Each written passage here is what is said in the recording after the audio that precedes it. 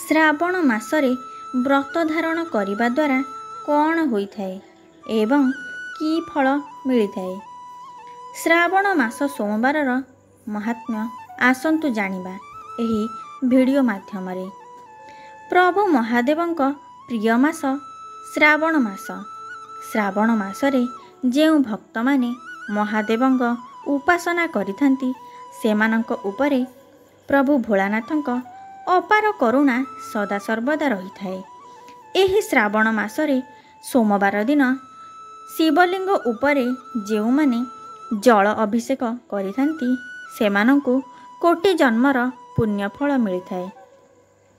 ପୁରାଣରେ ବର୍ଣ୍ଣିତ ଅଛି ଯେ ମହାଦେବ ସର୍ବଦା ଧ୍ୟାନସ୍ଥ ରୁହନ୍ତି। ଦେବଶୟନୀ ଏକାଦଶୀରେ ଭଗବାନ ବିଷ୍ଣୁ ଶୟନ କରିବା ପରେ ଅସୁରମାନେ ଜାଗ୍ରତ ହୋଇଥାନ୍ତି। ଅସୁରମାନେ ଜାଗ୍ରତ ହୋଇ ପୃଥିବୀର ନିଜର ଆସୁରିକ ଆଧିପତ୍ୟ ବିସ୍ତାର କରିଥାନ୍ତି। ସେହି ସମୟ ମଧ୍ୟରେ ଶ୍ରାବଣ ମାସ ଆରମ୍ଭ ହୋଇଥାଏ ଏବଂ ମନୁଷ୍ୟମାନେ ଭଗବାନ ମହାଦେବଙ୍କୁ ପୂଜା କରି ଏବଂ ଶିବଲିଙ୍ଗ ଉପରେ ଜଳ ଅଭିଷେକ କରି ମହାଦେବଙ୍କୁ ଜାଗ୍ରତ କରିଥାନ୍ତି। ଏହାପରେ ମହାଦେବ ସୃଷ୍ଟିର ଭାରାକୁ ସଞ୍ଚାଳନ କରିଥାନ୍ତି ଏବଂ ମନୁଷ୍ୟ ତଥା ଦେବତା ଯକ୍ଷ କିନ୍ନର ଗନ୍ଧର୍ବ ଭୂତ ପିଶାଚ ଆଦି ସମସ୍ତଙ୍କର ମନବାଞ୍ଛା ମଧ୍ୟ ପୂରଣ କରିଥାନ୍ତି। ଏକଦା ଏକ ଗ୍ରାମରେ ଏକ ମା ଏବଂ ତାର ପୁତ୍ର ବାସ କରୁଥିଲେ।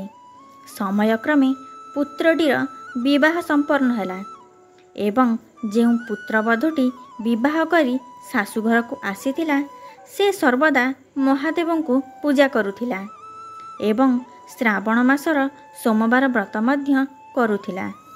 ସମୟକ୍ରମେ ଶ୍ରାବଣ ମାସ ଆସି ଉପନୀତ ହେଲା ଏବଂ ସେହି ନବବଧୂଟି ତାର ଶାଶୁକୁ କହିଲା ଯେ ମା ମୁଁ ମନ୍ଦିରକୁ ପୂଜା କରିବାକୁ ଯିବି, ମୋତେ ଅନୁମତି ଦିଅନ୍ତୁ।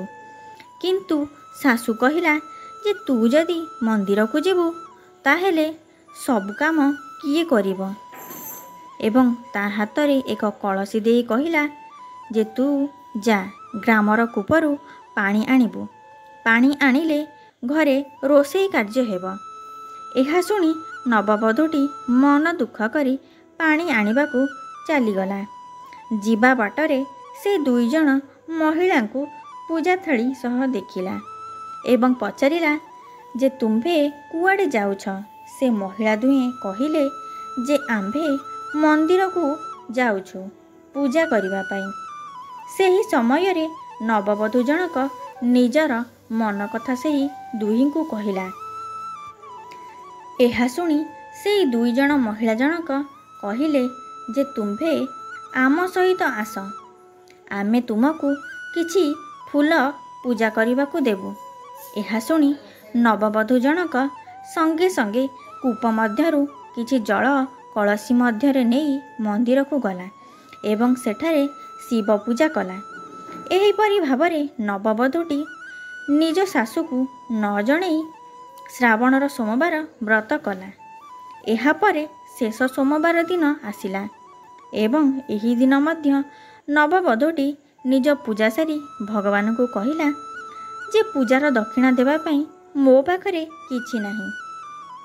ସେ କିଛି ସମୟ ଚିନ୍ତା କଲା ଏବଂ ଚିନ୍ତା କରି ନିଜର ନାକ ଫୁଲଟିକୁ କାଢ଼ି ପୂଜାର ଦକ୍ଷିଣାରେ ଲଗେଇ ଦେଲା ଏବଂ ଘରକୁ ଫେରିବା ପରେ ଶାଶୁ କହିଲା ଯେ ତୋର ନାକର ନୋଥ କୁଆଡ଼େ ଗଲା? କେଉଁଠୁ ହଜେଇଲୁ ସେହି ସୁନାର ନାକ ଫୁଲଟିକୁ? ନବବଧୂଟି ଭୟରେ ମିଛ କହିଲା ଯେ ସେ ଘଷି ପାରିବା ସମୟରେ ବୋଧହୁଏ ସେଠାରେ ପଡ଼ିଯାଇଛି। ଏହା ଶୁଣି ଶାଶୁ ନବବଧୂକୁ ନେଇ ସେଠାକୁ ଖୋଜିବାକୁ ଗଲା। ସେହି ସମୟରେ ନବବଧୂ ଜଣକ ମନେ ମନେ ଭଗବାନଙ୍କୁ ପ୍ରାର୍ଥନା କରୁଥାନ୍ତି କି ପ୍ରଭୁ ମୋତେ ରକ୍ଷା କର, ଏ ବିପଦରୁ ଉଦ୍ଧାର କର। ଶାଶୁ ପ୍ରଥମ ଘଷିଟିକୁ ଉଠାଇବା ସମୟରେ ଚକଚକ୍ କରୁଥିବା ନାକଫୁଲଟିକୁ ଦେଖିଲା ଏବଂ ପରେ ଦ୍ୱିତୀୟ ଘଷିକୁ ଉଠାଇବା ସମୟରେ ପୁଣି ଥରେ ଚକଚକ୍ ହେଉଥିବା ନାକଫୁଲଟିକୁ ଦେଖିଲା। ଏହିପରି ଭାବରେ ସବୁ ଘଷିରୁ ଏକ ଏକ ଲେଖାଏଁ ନାକଫୁଲ ବାହାରିଲା। ତାହା ଦେଖି ଶାଶୁ ପଚାରିଲା ଯେ ଏତେ ନାକ ଫୁଲ କେଉଁଠୁ ଆସିଲା? ଭୟ ନ କରି ତୁ ମୋତେ ସବୁ କଥା କହ। ବୋହୂ ମଧ୍ୟ ଭୟ ନ କରି ସବୁ ସତ କଥା ଶାଶୁକୁ କହିଦେଲା। ଏହାପରେ ଶାଶୁ ବୋହୂ ଦୁହେଁ ଧାଇଁଗଲେ ଶିବ ମନ୍ଦିରକୁ ଏବଂ ଶିବଙ୍କ ପୂଜାର୍ଚ୍ଚନାରେ ଲାଗିଲେ। ଏହା ଥିଲା ମହାଦେବଙ୍କ ଭକ୍ତିର ଏକ ଛୋଟ କାହାଣୀ। ଯଦି ଏହି ଭିଡ଼ିଓଟି ଆପଣଙ୍କୁ ଭଲ ଲାଗିଥିବ ତାହେଲେ ଭିଡ଼ିଓକୁ ଲାଇକ୍ ଏବଂ ଚ୍ୟାନେଲକୁ ସବସ୍କ୍ରାଇବ୍ ନିଶ୍ଚୟ କରନ୍ତୁ। ଧନ୍ୟବାଦ। ହର ହର ମହାଦେବ। ଜୟ ଜଗନ୍ନାଥ।